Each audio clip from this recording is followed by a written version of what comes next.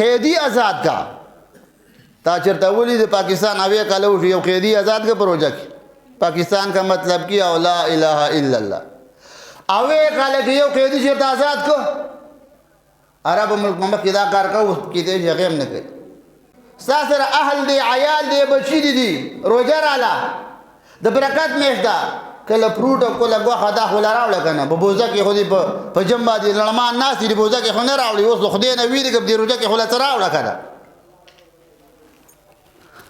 خپل اهل یې ولګوا خپل بچو یې ولګوا او هغه بچی چې په وړه خپل باندې دعا وکړي الله به درکړي یو سړی ستا قرضدار دی